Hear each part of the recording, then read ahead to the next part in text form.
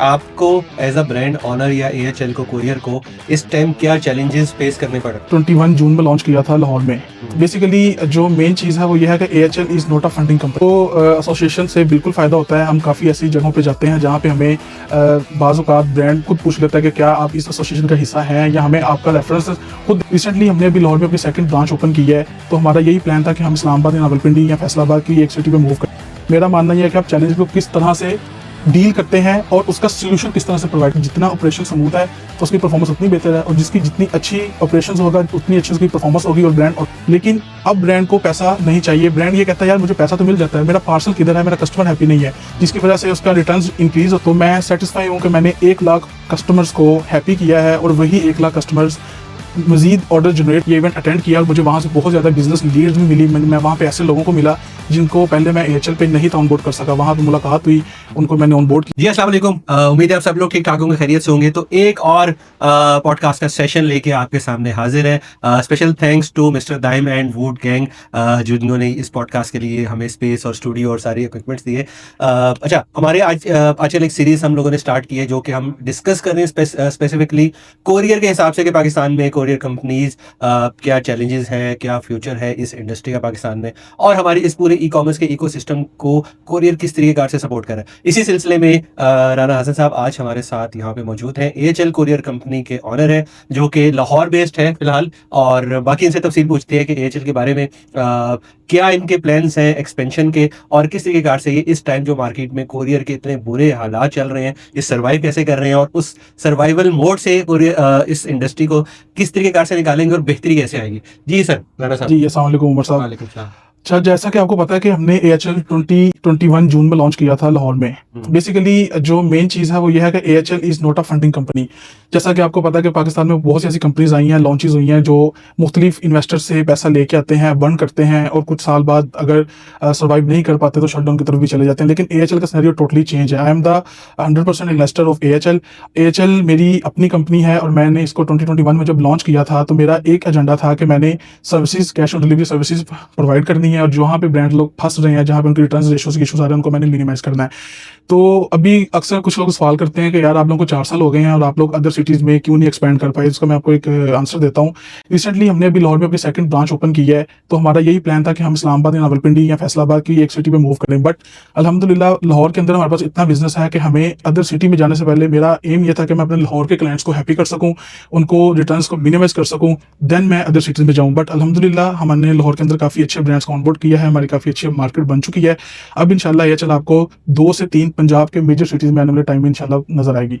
माशाल्लाह। नहीं, आपकी अप्रोच आई थिंक बहुत अच्छी अप्रोच है।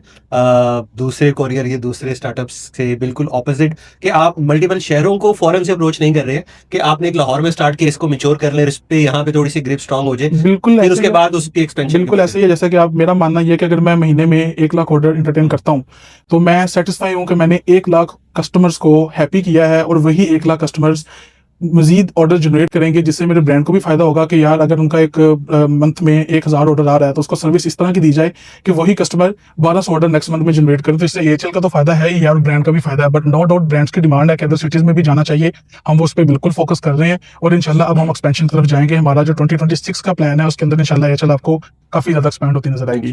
अच्छा, बहुत क्विकली 2-4 क्वेश्चंस हैं जो हमारे लिस्ट हमारे हैं। सबसे पहले कि आपको एज अ ब्रांड ऑनर या एएचएल को कोरियर को इस टाइम क्या चैलेंजेस फेस करने पड़ रहे हैं। देखिए, इस टाइम एएचएल को ऐसा अगर मैं बोलूं कि मेजर चैलेंजेस फेस नहीं करने पड़ रहे, क्योंकि मेरा मानना यह है कि चैलेंज जो होता है ना वो आता है, और जब भी किसी भी कंपनी में कोई चैलेंज आता है तो समझे वो एक स्टेप ऊपर ग्रो कर रही है। चैलेंजेस आते हैं, हर जगह आते हैं।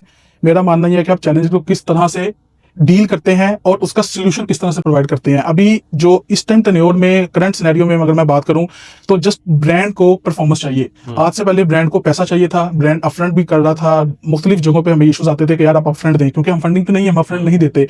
लेकिन अब ब्रांड को पैसा नहीं चाहिए। ब्रांड ये कहता है यार मुझे पैसा तो मिल जाता है, मेरा पार्सल किधर है, मेरा कस्टमर हैप्पी नहीं है, जिसकी वजह से उसका रिटर्न इंक्रीज होता है। क्योंकि आपको पता है इसमें गूगल एड्स का जो है कॉस्ट है, कस्टमर सपोर्ट की कॉस्ट है, प्रोडक्ट की पैकिंग की, सब एक कॉस्ट होती है। तो हमने इसी चीज को मद्देनजर रखा था कि यार परफॉर्मेंस के ऊपर बेहतरी करनी है। चैलेंजेस ऑपरेशंस के होते हैं, डे टू डे हर कंपनी का ऑपरेशन की चैलेंज है। जिस कंपनी का जितना ऑपरेशन स्मूथ है तो उसकी परफॉर्मेंस उतनी बेहतर है, और जिसकी जितनी अच्छी ऑपरेशन होगा उतनी अच्छी उसकी परफॉर्मेंस होगी, और ब्रांड ऑटोमेटिकली हैप्पी होगा। बहुत अच्छी अप्रोच आई थिंक, और जिसके ऊपर राणा साहब चल रहे हैं। और मैं पर्सनली खुद अपने कुछ ब्रांड्स में एएचएल को यूज़ कर रहा हूँ, या मार्केट से हम कुछ रिपोर्ट्स भी ले रहे हैं एएचएल के हवाले से, और हम अल्हम्दुलिल्लाह आपकी रिपोर्टें अच्छी हैं फिलहाल। अच्छी बात है so sir, best of luck thank you for your this approach और फॉर योर दिस विजन। इंशाल्लाह आप, उम्मीद है कि बेहतर से बेहतर करेंगे। सर। और इंशाल्लाह हमारा एम ही ये है कि हमने बेहतरीन सर्विसेज देनी है, और हमारी किसी से कोई ना जंग है ना पे लड़ाई है। हम एक पाथ पे चल रहे हैं, और हमने अगर अपने किसी ब्रांड को हैप्पी करना है तो हम रेट कम करके हैप्पी नहीं करते। हम 10 रुपए महंगा बेचते हैं, लेकिन हम सर्विसेज देते हैं। हम सक्सेस जो है ना, हमारा मेन पॉइंट ही है चल के ये सक्सेस परफॉर्मेंस। अगर मेरी परफॉर्मेंस बेहतर है तो मैं जहां भी जाऊंगा तो ब्रांड ऑटोमेटिकली मुझे 10 रुपए ज्यादा दे देगा। मेरा ये मानना है। मैं रेट पे बार्गेनिंग नहीं करता कहीं भी जाता हूँ, मैं सर्विसेज की बात करता हूँ हमेशा। बिल्कुल सर, और हम लोग भी काफ़ी टाइम से इस चीज़ के ऊपर आवाज़ उठा रहे हैं कि कोरियर वालों के साथ आप लड़ाई रेट्स के ऊपर नहीं करो, परफॉर्मेंस के ऊपर लड़ाई करो। देखिए, पैसा जितना आएगा उतना बर्न होगा। ऐसा ही। ऑपरेशंस हर कोरियर का सबसे बड़ा डिपार्टमेंट होता है, और मेजोरिटी परसेंटेज इंप्लॉयज ऑपरेशंस में होते हैं। अगर हम 10 रुपए कमा रहे हैं और हमारा एक्सपेंस 12 रुपए है, तो वो एक हम सस्टेन नहीं कर पाएंगे। एक ऐसा टाइम आएगा कि हमें जो है वहां पे अपने आप को शट डाउन करना पड़ेगा, या हमें वहां पे कोई ऐसा इश्यूज, पेमेंट्स होल्ड, इस तरह के मसले जो है वो देखने पड़ते हैं। इससे बेहतर ये होता है कि जैसे आपने रिसेंटली देखा, बहुत सी ऐसी कंपनी है जिन्होंने 10 रुपए सस्ता तो बेचा, लेकिन बाद में ब्रांड्स की 2 साल 3 साल की जो इनकम थी वो सारी एक शॉट में उनकी वेस्ट हो गई। तो सोल्यूशन यही होता है कि आप महंगा बेच लें, अपने ऑपरेशंस को स्मूथ कर लें, अपने सर्विसेज को बेहतर कर लें। तो मेरा मानना यह है कि ब्रांड 5-10 रुपए से ब्रांड को फर्क नहीं पड़ता। ब्रांड का मेन एजेंडा यही होता है कि हमें सक्सेस मिलनी चाहिए। इसके अलावा आप अटैच्ड हैं पाकिस्तानी कॉमर्स एसोसिएशन के साथ भी बहुत टाइम से, तो क्या आपको एसोसिएशन से कभी कोई बाइसनेस या कोई सपोर्ट, इस तरह का कुछ फीडबैक आप हमें भी बताएं। जी बिल्कुल, जो एसोसिएशन से बिल्कुल फ़ायदा होता है। हम काफ़ी ऐसी जगहों पे जाते हैं जहाँ पे हमें बाज़ औक़ात ब्रांड खुद पूछ लेता है कि क्या आप इस एसोसिएशन का हिस्सा हैं, या हमें आपका रेफरेंस खुद देना पड़ जाता है कि जी हम इस ग्रुप के साथ हमारा लिंक है, हम लोग इन लोगों को जानते हैं। जिससे एक ब्रांड को या एक ऐसे पर्सन को जो हमारे साथ बिज़नेस नहीं कर रहा, उनको एक ट्रस्ट डेवलप हो जाता है। जिससे बाज़ औक़ात वो कहते हैं कि चलें, अगर आप पाकिस्तानी कॉमर्स एसोसिएशन के पर्सन हैं या आप वहाँ पे टीम के साथ लिंक्ड हैं, वो आपको भी हमारे बेhalf पे कॉल कर लेते होंगे, पूछते होंगे कि जी बताएँ। आप उनको रिमार्क्स दे देते होंगे, जी हम लोग 3-4 साल से इनके साथ काम कर रहे हैं या हम इन्हें जानते हैं। तो वहाँ पे हमें एक बिजनेस ग्रैब करने की जो अपॉर्चुनिटीज है वो हमारे लिए ज्यादा हो जाती हैं।